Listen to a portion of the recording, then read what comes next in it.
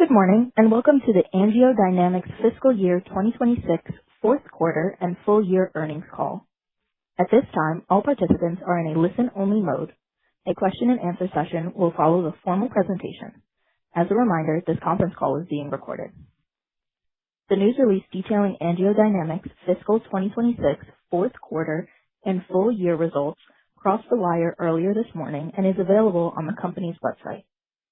This conference call is also being broadcast live over the internet at the investors section of the company website at www.angiodynamics.com.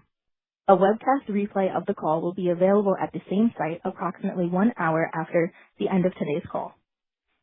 Before we begin, I'd like to caution listeners that during the course of this conference call, the company will make projections or forward-looking statements regarding future events, including statements about expected revenue, adjusted earnings, and gross margin for fiscal year 2027, as well as trends that may continue. Management encourages you to review the company's past and future filings with the SEC, including, without limitation, the company's Forms 10-Q and 10-K, which identify specific factors that may cause the actual results or events to differ materially from those described in the forward-looking statements. The company will also discuss certain non-GAAP and pro forma financial measures during this call. Management uses these measures to establish operational goals and review operational performance and believes that these measures may assist investors in analyzing the underlying trends in the company's business over time. Investors should consider these non-GAAP and pro forma measures in addition to, not a substitute for, or as superior to, financial reporting measures prepared in accordance with GAAP. A slide package offering insight into the company's financial results is also available in the investors section of the company's website under events and presentations. This presentation should be read in conjunction with the press release discussing the company's operating results and financial performance during this morning's conference call. Unless otherwise noted, all metrics and growth rates mentioned during today's call are on a pro forma basis, which exclude the results of the dialysis and BioSentry businesses that were divested in June 2023, the PICC and midline products that were also divested in February 2024, and the radiofrequency and syntax support catheter products that we discontinued in February 2024. Also, unless otherwise noted, all comparisons will be the fourth fiscal quarter of 2026 versus the fourth fiscal quarter of 2025, and the full fiscal year 2026 versus the full fiscal year of 2025. Now, I would like to turn the call over to Jim Clemmer, AngioDynamics President and Chief Executive Officer. Mr. Clemmer? Thank you, and good morning, everyone, and thank you for joining us for AngioDynamics Fiscal 2026 fourth quarter and full year earnings call. Joining me today is Steve Trowbridge, our Executive Vice President and Chief Financial Officer. I am proud of our performance in fiscal 2026. We capped off a year of consistent execution across the business with a strong fourth quarter. Full year Medtech growth of more than 18% tells the story. Our platform technologies across cardiovascular and interventional oncology took share in large, fast-growing markets. And because of the discipline this team brings every day, that growth came with increasing profitability, even as we absorbed tariffs that were not in our business a year ago. With a full year now behind us, I want to step back and talk about what this team accomplished in fiscal 2026, what we built, and why I believe this company is in the strongest position it ever has been in. Steve will then take you through the financial details and our outlook for fiscal 2027.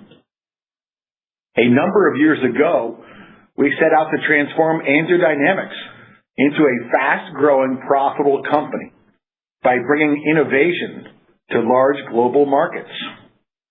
Fiscal 2026 was another year of proof that the strategy is working and is playing out the way we said it would.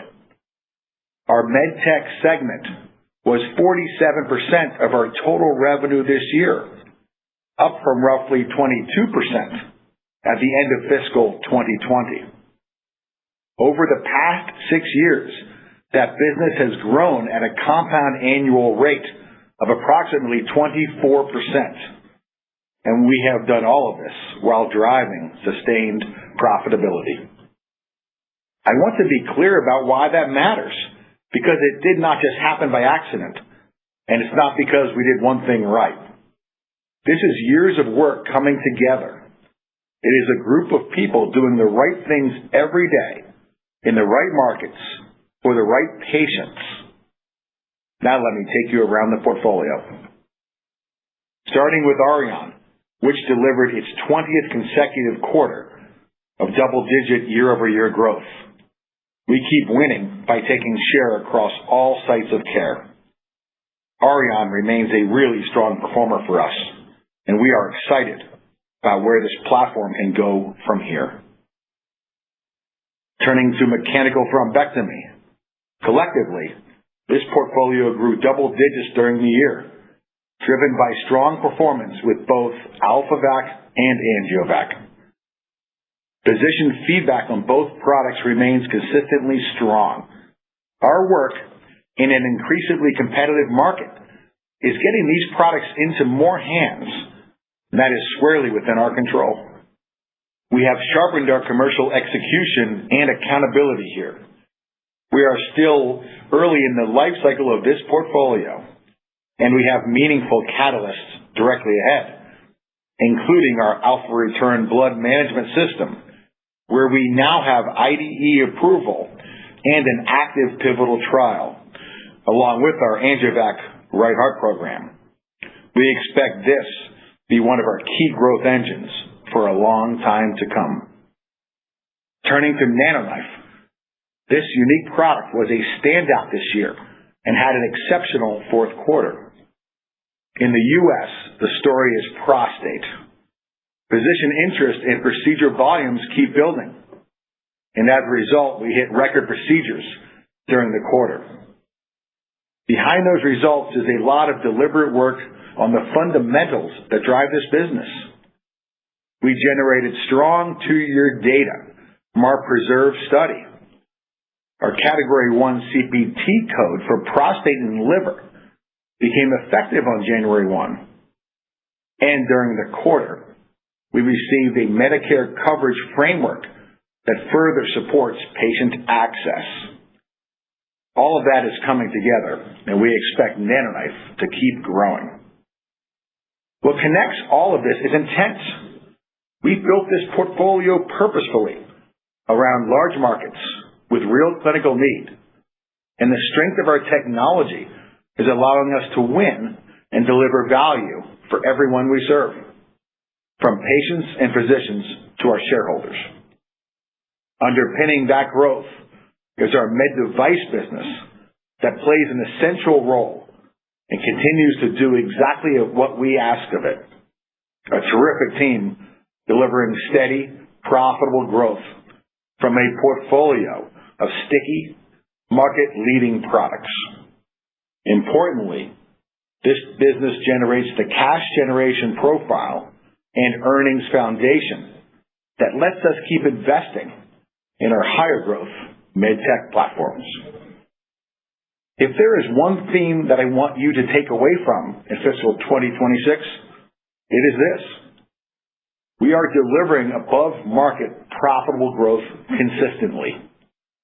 We are taking share in the markets we set out to win, and we are doing it while expanding profitability and proving that the business can generate positive cash flow. We continue to invest in the clinical data behind our platforms, and Steve will highlight that shortly. It is really important for us. But the headline for the year is simple. We are growing, we are profitable, and we are continuing to invest for the future. That balance reflects how we run this business, and it is exactly what gives me confidence in the years ahead. Before I hand it to Steve, A quick word on the leadership transition that we announced earlier this year. As I shared then, after a decade with our company, I intend to retire, and the board is running a comprehensive search with help from a leading executive search firm to identify our next CEO, which we expect to occur during the first half of fiscal 2027. Until my successor is in place, I will keep leading the team alongside Steve, and I am committed to a seamless handoff. With that, let me turn the call over to Steve to take you through the quarter, the full year, and our outlook for fiscal 2027. Thanks, Jim, and good morning, everybody. As always, before I begin, I'd like to direct everyone to the presentation on our investor relations website summarizing the key items from our quarterly results. Unless otherwise noted, all metrics and growth rates mentioned during today's call are on a pro forma basis, which exclude the results of the dialysis and BioSentry businesses that we divested in June 2023, the PICC and Midline products that we divested in February 2024, and the radio frequency and Syntrax support catheter products that we discontinued also in February 24. And, unless otherwise noted, all comparisons will be the fourth fiscal quarter of 26 versus the fourth fiscal quarter of 25. Company top-line revenue performance was strong again in the quarter. Revenue increased 8% to $86.6 million, driven by growth across both our segments. Medtech revenue was $41.8 million, a 16.7% increase. For the fourth fiscal quarter, our Medtech platforms comprised 48% of our total revenue, compared to 45% of total revenue a year ago, reflecting the ongoing shift in our business mix. Within our Medtech segment, our Auryon platform contributed $17.8 million in revenue, growing 14.4% compared to last year. Auryon has now delivered double-digit year-over-year growth for 20 consecutive quarters. This growth continues to be supported by our strategy to shift more of our atherectomy business towards the hospital side of care, while we keep growing our customer base across both the hospital and OBL settings, along with ongoing international adoption following our CE mark approval. Mechanical thrombectomy revenue, which includes AngioVac and AlphaVac sales, was $11.1 million, a decrease of 1.1% year-over-year. In the quarter, AlphaVac revenue was $4.2 million, a 38.4% year-over-year increase, continuing its strong trajectory. And AngioVac revenue was $6.9 million, a 15.8% year-over-year decrease. We are very encouraged by the catalysts ahead, including the IDE approvals for our Alpha Return blood management system and our AngioVac right-sided infective endocarditis study. We're confident in the long-term opportunity for the combined portfolio. Mechanical thrombectomy remains an attractive market in its early stage, with many competitors working to actively move patient care towards mechanical interventions from lytic-based therapies, which can lead to lumpiness quarter to quarter. This is a crowded space for good reason, and we have built the best portfolio, illustrated by our 13.4% growth in the year. We believe mechanical thrombectomy will grow faster for us for the full fiscal year 2027. Total NanoKnife revenue was $11.8 million, an increase of 64.5%, with probes growing 47% and capital sales growing 132.5%. Probe sales were primarily driven by demand for NanoKnife and prostate care, and we hit record procedure volumes during the quarter. As these systems are placed and new physicians and providers experience the improved patient outcomes our technology enables, we expect them to drive increased probe utilization going forward. I will note that capital sales are always lumpy quarter to quarter, so we would not expect capital to grow at this rate going forward. But we continue to view disposables as the bellwether for this business. In the fourth quarter, our med device segment increased 1.1% year-over-year, with revenue of $44.8 million. This business generates consistent cash and profitability, allowing us to keep investing in the growth of our Medtech platforms. Now, moving down the income statement, our gross margin for the fourth quarter of FY26 was 54%, a 130 basis point increase from the fourth quarter of FY2025, driven primarily by the continued product mix shift towards our higher margin Medtech sales, partially offset by tariffs. Total operating expenses in the quarter were $57 million, representing 66% of sales, compared to $48 million, or 60% of sales last year. Turning to R&D, our research and development expense was $8.2 million, or 9% of sales, compared to $6.6 million, or 8% of sales a year ago. And we remain committed to investing in R&D initiatives to support the long-term growth of our Medtech segment and are targeting approximately 10% of sales going forward. SG&A expense for the fourth quarter of FY 2026 was $41.4 million, representing 48% of sales, compared to $36.7 million, or 46% of sales a year ago. On a GAAP basis, our net loss for the fourth quarter was $11.4 million, or a loss per share of 27 cents, compared to a net loss of $6.1 million, or a loss per share of 15 cents a year ago. Our adjusted net loss for the fourth quarter of FY 26 was $2.8 million, or an adjusted loss per share of 7 cents, compared to an adjusted net loss of $1.1 million, or an adjusted loss per share of 3 cents in the fourth quarter of last year. Adjusted EBITDA in the fourth quarter of FY 2026 was $3.3 million, compared to adjusted EBITDA of $3.4 million in the fourth quarter of 2025.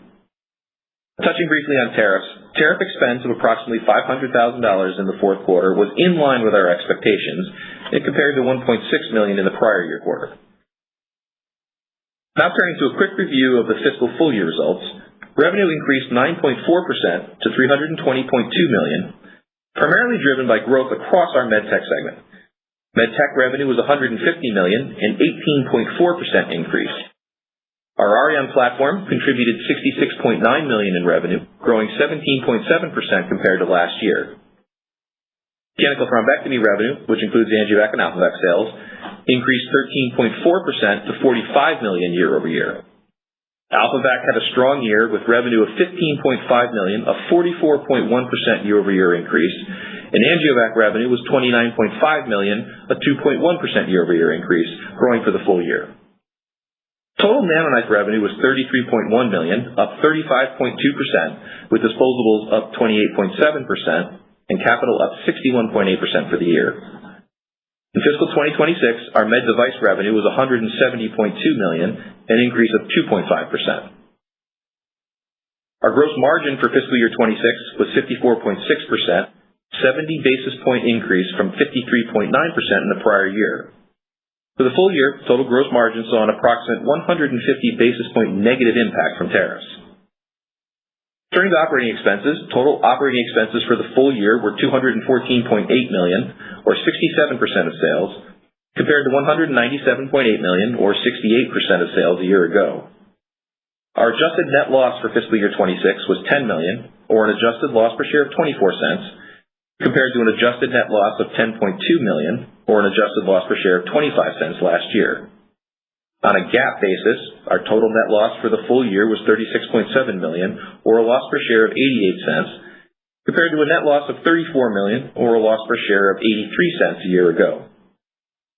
Adjusted EBITDA in the full fiscal year 2026 was $13.2 million, compared to $7.6 million in fiscal year 2025. This year-over-year improvement is largely attributable to our Medtech revenue growth and the success of our gross margin and operating efficiency initiatives, and we delivered it while absorbing tariff costs that were not in our business a year ago. For the full year, tariff expense was approximately $4.8 million, compared to $1.6 million in the prior year, and this was in line with our expectations. That landed right within the $4 million to $6 million range we guided to at the start of the year, which I think speaks to our ability to forecast and manage these costs, even in a dynamic environment. Turning to cash, in the fourth quarter, the company generated $17.5 million of cash from operations, in line with our expectations. For the full fiscal year, the company generated $3.1 million of cash from operations. I want to put that full year number in context because it is inclusive of approximately $4.8 million of tariffs, as well as the working capital and inventory actions we took during the year to proactively manage through the sterilization vendor maintenance shutdowns. The fact that we still generated cash from operations for the year while absorbing all of that really speaks to the underlying cash generation profile of our business model. We ended fiscal year 2026 with $53.9 million in cash, and we maintained a strong, debt-free balance sheet. Turning now to guidance. For the fiscal year 2027, we anticipate net sales to be in the range of $336 to $341 million, representing growth of between 5 and 6.5% over fiscal 2026 revenue of $320.2 million. Within each of our businesses, we expect Medtech net sales to grow 12% to 15% year over year, and we expect Med Device sales to be roughly flat. For fiscal 27, we expect gross margin to be in the range of 54 to 55%. We expect adjusted EBITDA to be in the range of $13 to $16 million. And finally, we expect adjusted loss per share in the range of 29 cents to 24 cents. We expect the impact from tariffs to be broadly similar to fiscal 26. Based on our current view of the tariff situation, this remains dynamic and subject to change. Stepping back from the numbers, our fiscal 2027 outlook reflects our execution of the same playbook that allowed us to deliver the strength we saw in 26. Compete in large, fast-growing markets, take share with better technology backed by strong clinical data, invest for growth, and turn that growth into increasing profitability. Let me give you some color on how we're thinking about the Medtech portfolio in fiscal 2027. Starting with Auryon, we expect it to remain a solid grower in the mid-teens range as we continue to expand on the hospital site of care while growing across both the hospital and OBL settings and as international adoption builds. In mechanical thrombectomy, we expect AlphaVac to continue its strong trajectory and for AngioVac to return to growth against more normal comparisons. And in NanoKnife, we expect continued momentum in prostate with disposables as the primary driver and capital remaining lumpy from quarter to quarter as reimbursement and awareness continues to build. Underpinning all of this is our commitment to clinical data. We're not resting on the growth we've already built. We are prudently investing in high-quality clinical data across the portfolio to drive adoption and to expand the markets we can compete in. On the cardiovascular side, in addition to the Alpha Return and PAVE studies we are currently running, we have formed a global cardiovascular medical advisory board of leading physicians to help guide our clinical and product strategy, and we are expanding our Ambition BTK study internationally. In interventional oncology, NanoKnife continues to build one of the strongest data engines in our space. From the 2-year durability data from PRESERVE through FDA approval of the IDE for our RELIEF feasibility study, which takes our IRE technology into benign prostatic hyperplasia, one of the most common conditions in men's health. In addition, at the AUA conference in May, independent investigators from Weill Medical College of Cornell University presented results from an investigator-initiated study, radiation therapy and irreversible electroporation for intermediate risk prostate cancer, or RTIR, which combines IRE with reduced dose radiation therapy.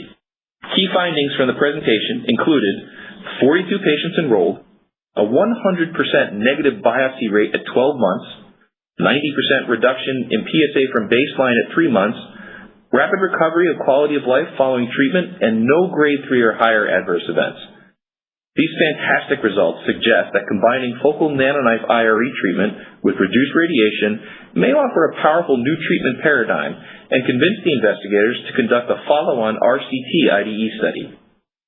The common thread is that we are committed to generating high-quality data to expand indications and reach more patients over time. We are well aware of the broader environment for our industry right now, and what I would emphasize is that AngioDynamics is built to be a consistent performer through it. We see real demand for the procedures our platforms enable. We are positioned in markets that are growing, and we have a clean, debt-free balance sheet that gives us the flexibility to keep investing. And we intend to do all of it the way that we did this year, investing for tomorrow while delivering improved profitability today. There's one thing fiscal 2026 demonstrated, that our business model can fund growth, absorb outside headwinds like tariffs, generate cash, and still expand profitability. We fully expect to keep delivering on that balance in fiscal 2027 as we drive sustained, profitable growth and create value for our shareholders. With that, operator, let's open the line for questions.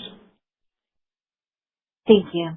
If you'd like to ask a question, please press star 1 on your telephone keypad. A confirmation tone will indicate you're locked in the question queue. You may press star 2 if you'd like to remove your question from the queue. For participants using speaker equipment, it may be necessary to pick up your handset before pressing the star keys. One moment, please, while we poll for questions. Thank you. Our first question comes from the line of John Young with Canaccord Genuity. Please proceed with your question. Hey, Jim and Steve. Thanks for taking the question, and congratulations on the strong end to the fiscal year. Just a couple from me, maybe first on NanoKnife, if I can. Palmetto, the LCD going live as of January 5th. What change in urology adoption or account additions have you seen so far? And, what's the timeline to any expected benefit from this? And then maybe you could walk us through what the regional coverage to broader national coverage pathway looks like. Yeah, thanks, John. This is Steve. Appreciate the question. We were very excited about receiving that information from Palmetto. That's an important decision for us, and it was a lot of work that our team put into getting to that spot. As we said, going back to the time that we announced the CPT code going effective, we didn't expect that was going to be by itself a hockey stick that would drive business going forward. But what we've seen since that CPT code went into effect in January of this year is consistent good anecdotes around adoption for the technology and seeing that payers are covering that code. Palmetto is a very important piece of that, and making sure that we got now the first positive LCD out there is going to be an important element for us to grow on and continue to drive adoption. So I would say that what you've seen in our results are the early stages of good indications coming from those types of decisions. It's not the full amount yet, and there's still work to do. We're going to follow the same playbook. We're going to talk to the other MACs and to the other regional decision makers to make sure that we're finishing the work to get consistent reimbursement across the country. But we like what we're seeing so far. Got it. Thanks. And then on Release BPH, how large is the BPH opportunity for NanoKnife relative to prostate cancer? And then what's the timeline to first data? So, John, we're being cautious here and trying to understand how large this market can be. The feedback we've received from a lot of the physicians who've used Nano to treat tumors is when they do the patient follow-ups, they're saying, hey, by the way, the follow-up was terrific on the BPH.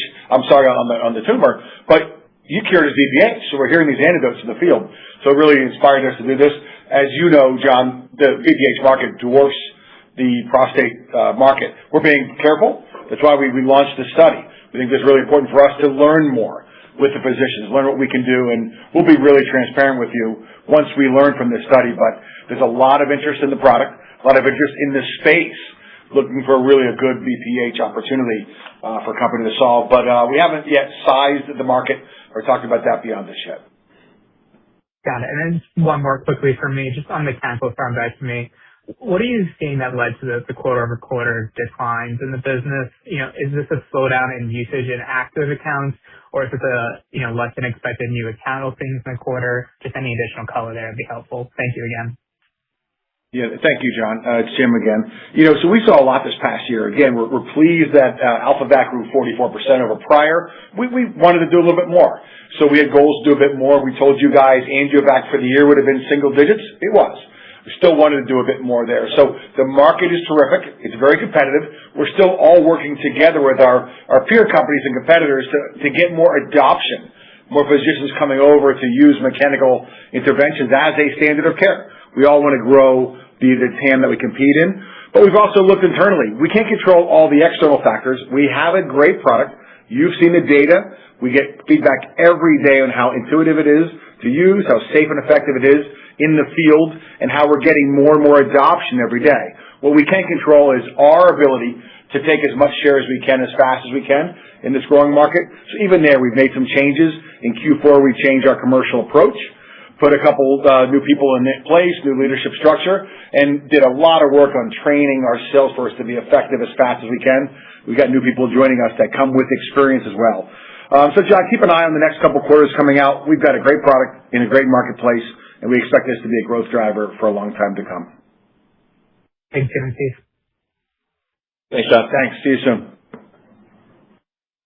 Thank you. As a reminder, if you'd like to join the question queue, please press star 1 on your telephone keypad. Our next question comes from the line of Frank Takkinen with Lake Street Capital Markets. Please proceed with your question. Great. Good morning, Jim and Steve. Thank you for taking the questions. I was hoping to start with one on the guidance. Maybe if you could point us directionally in the cadencing of revenues. I think historically we've seen August step down quarter over quarter and then growth really throughout the year from that point, with sometimes the third quarter being down a little bit from the second quarter. But any context on the cadencing would be helpful. And then if you could also overlay the cadencing of cash generation and cash generation expectations for the year, that'd be great. Thank you. Hi, Frank. Thanks for the question. So we don't guide specifically quarterly, but the seasonality that you talked about, I think, is the right way to think about the business going forward. We typically see Q4 being our highest quarter in terms of both revenue and cash generation. Q1 is usually a step down from the previous Q4 in revenue. It's certainly also our highest use of cash quarter. That's typical for most businesses, where Q1 is going to be the highest utilization of cash. We're no different, so expect that we'll have some cash usage here in Q1. With Q2 and Q3 being a sequential step up from where you saw Q1, sometimes Q3, given our structure, is down from Q2. It's usually a little bit less pronounced. And then Q4, of course, is going to be the highest generation quarter in terms of both revenue as well as cash. I would expect that to continue. Now, some of the quarterly trends that you've seen in the middle of the year with Q2 and Q3, I expect those to continue to mitigate a little bit, given the fact that we're in growth mode. And then you've got our Medtech products that are continuing to grow. So you may see some mitigation of some of that lumpiness within the year. But overall, I would expect that you're going to see the same cadence that we've seen, last year and the year before, just based on some of the structural constructs of our fiscal year. Okay, that's helpful. I wanted to ask one specific on NanoKnife. I heard the comments around capital can be lumpy, but they expect disposables to continue to trend positively. Should we read that as $8.4 million in disposable revenue in NanoKnife being kind of a baseline level of disposable revenue to grow off of, or would the seasonality impact that number too? Yeah, so a little bit of both. I do think what you're seeing here is if you look at our results in nano disposables, you're seeing that increase in the adoption by urologists. You're seeing a little bit of a step up in terms of how we expect nano probes to continue to progress through the quarter. You may still see some of that seasonality with Q4 being our strongest quarter, Q1 being a little bit of a step down and following the same pattern that we just talked about. But I definitely expect that you're going to see nano probes coming from a little bit of a higher baseline than they had before because of all the really exciting growth that we've seen in the adoption from the urologists. Okay, helpful. And then just last one for me, Jim, wanted to follow up on one of your previous answers on the mechanical thrombectomy business. You hinted towards some commercial changes that were made, new leadership structure, and some new people coming in. Can you go a little bit deeper into that? Maybe how many new reps have you hired, and what kind of commercial changes are you referring to? Yeah, so we took a look at how we were performing in the field, watching the competitors in the market. Remember, there's really three factors we look at every day. One is the actual market, at people transitioning, how they're delivering care to PE patients, going from lytic-based therapies as the standard of care over to mechanical intervention. So watching that market shift, we're helping, that market shift with the use of AlphaVac. Second, look at our competitors. The competitors, we've got two really good big ones that everyone knows about. And a bunch of small guys trying to get into space. So it's an active space. We're doing really well there. When someone tries our product, uses it a few times, the feedback is terrific on how intuitive it is, how safe and effective it is. We pull more clot burden out than anybody. The APEX study showed that. Then finally, Frank, you look at the thing that we most care about, what we can control, which is our ability to be the best we can every day in the field with our clinical teams, our selling and marketing teams. So we thought we could do a little better there. Just as we learn the messaging that we can do, train our teams, and affect change in the field. So we changed a little bit of the structure we have internally. We've added more people. We're excited that every time we seem to have a sales opening, we've got people now with experience that know the marketplace, have sold products like these for other companies and want to come join us. Salespeople are really smart, and they want to sell products they can make the most money on, have the most fun, and work for a company with a great culture. We seem to offer that. Got a lot of people joining us. So we'll watch you during the course of the year, Frank. Be really transparent. The product is solid. We've got a great team now, so we changed that structure, added to it, strengthened it to make sure we can continue to take share above market. Got it. That is helpful. Thank you for taking the questions. Thank you. Our next question comes from the line of Yi Chen with H.C. Wainwright. Please proceed with your question. Hey, good morning. This is Katie on for Yi. I'm still stuck on the mechanical thrombectomy. With the lumpy growth, how would you characterize the competitive intensity from like Boston Scientific in thrombectomies and Medtronic in arthrectomies? Are you really starting to see any of that pricing pressure show up? Hi, good morning. In neither of the two categories you mentioned, our two cardiovascular categories, we don't hear a lot of pricing pressure. You go back to the question you mentioned on thrombectomy. You have Boston and Penumbra, going to market differently than it was in the past. You've got Inari and Stryker going to market differently. Our product competes really, really well with both of those. Those are great products and great companies behind them, but our product is really, really good. Pricing has not been an issue in the marketplace, probably for any of the three of our companies, based on what we do and the value we provide for the patient and the caregiver, removing clot quickly and safely and effectively. And we really take cost out of the system, keep people out of the ICU, extended stays, a lot of drug therapies. So each of us in the space take a lot of cost out of the system for providers. So price is not an issue on the device. Switching over to the PAD side, we're just taking share in that space way above market rates for two reasons. We've got the best product. Auryon now has been proven in the field. It's been used over 200,000 times in the last 5 years. And it's really safe and effective what we do there. So we're taking share because the product is the best product in the market. It works above and below the knee. And about 10% of the procedures we do is for in-stent restenosis, and that a lot of the other products in the market cannot do.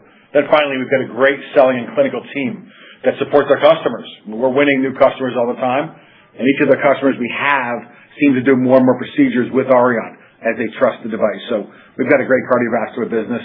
We'll continue to hone our game and make sure we're the best we can be, but we'll be transparent with you during the course of the year in both of these avenues. Perfect. Thank you guys so much. Thank you. Thank you. Our final question this morning comes from the line of Arlen Kamakazi with Freedom Broker. Please proceed with your question. Hi. Thanks for taking the question, and congrats on the strong finish of the year. I actually want to start with NanoKnife. Now that Medicare coverage is in effect, what are you guys actually seeing on the ground?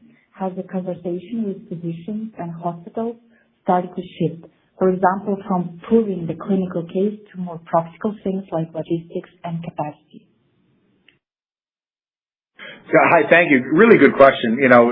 It's funny, we spent the day yesterday, we're spending the day today with our commercial team, the NanoKnife commercial team that's giving us a lot of feedback on what they're seeing and hearing in the field. And, it really starts first with the clinical conversation.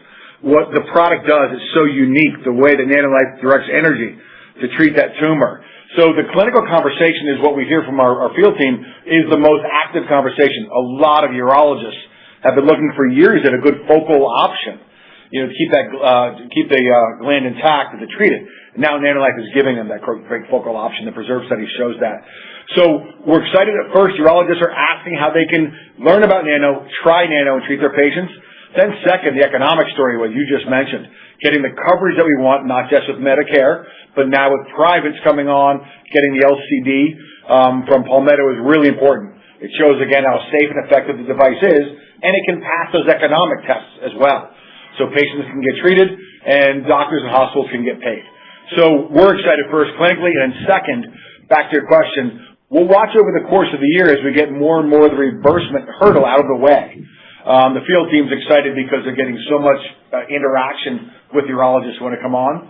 And if we can make sure we get the reimbursement hurdle cleared, we're really excited about the future. But good question. Thank you so much. And my last question is about the guidance. We can see that the adjusted EBITDA range implies that you're investing most of the gross profit back into the business, even with the mix continuing to shift towards higher margin Medtech. I can see that a lot of that is clinical pipeline because you have Apex, Ambition, and many more. Can you help us think about how that clinical spend phases over the next couple of years? Whether fiscal 2027 is the peak investment year, and at what point the model starts to showing the operating leverage? Great question, Asma. Appreciate that. So, what we've historically said is that we're targeting about 10% of sales as our R&D spend going forward in the year. The clinical spend is within that 10%, so I wouldn't expect that you're going to see a significantly higher investment year in 27, particularly when it comes to R&D and clinical spend above and beyond what we've guided to, which is that expecting about 10% going forward. The question around growth and how it drops to the bottom line, it's a constant balancing act for us. We are in investment mode. We're continuing to invest in our business. It's very important for us to continue to invest in all three of the growth drivers within Medtech to continue to grow at the above market rates that we've been growing at. At the same time, we're balancing that with dropping some profit to the bottom line to prove that we can do both. You saw that this year with the EBITDA contribution that we gave at the end of the fiscal year, and then we're targeting growing about 20%. From that elevated baseline from 26 into 27, while we're continuing to invest back in the business in terms of clinical trials, new product line introductions that Jim talked about, continuing to invest in our sales force and the feet on the street to drive those Medtech products going forward. So expect that balance to continue. Expect us to do both. Invest in our businesses, drive above market growth, as well as we continue to drop profit to the bottom line, at a healthy pace. But it's going to be a balance of both of those things going forward. And then add to that the fact that we're proving that our business model can generate cash while we make those balancing decisions. Very good in terms of generating cash flow from operations last year, and we're going to have positive cash flow going into 2027 as well. Perfect. Very helpful. Thanks again. Thank you. Ladies and gentlemen, that concludes our question and answer session. I'll turn the floor back to Mr. Clemmer for final comments. Thank you for joining us today. I think today you can see the validation of the strategy we put in place years ago to change AngioDynamics, to transform the company from what was a slow growth company in slow growth markets that were small. Today our company competes in larger markets that are faster growing, where technology and innovation matter, and patient outcomes can be measured, and we can show improvement on patient wellness. AngioDynamics is part of that shift. We have the team in place, the people who joined our company, know how to do what we've just said, how to deliver that message to our customers. We've got the products and the innovation in these markets to change and win. These are really exciting markets for us. This company has a good balance today with our medical device products that provide us with the cash and stability to fund our medical technology investments going forward. So my message to investors is keep an eye on our company. We think we've got a great balance of being in the right place at the right time with great products. We'll continue to show we can grow above market rates in these markets, and we'll drop profitability down through the company. Each year that goes by, we continue to grow above those rates and drop profit that enables us to be strong, keep the debt-free balance sheet in place, and use our cash and capital to continue to invest in our company going forward. We couldn't do this without our great team of people. So thank you to each of our employees who make it all work. Thanks to investors for joining us today. We'll see you soon. Thank you. This concludes today's conference call. You may disconnect your lines at this time. Thank you for your participation.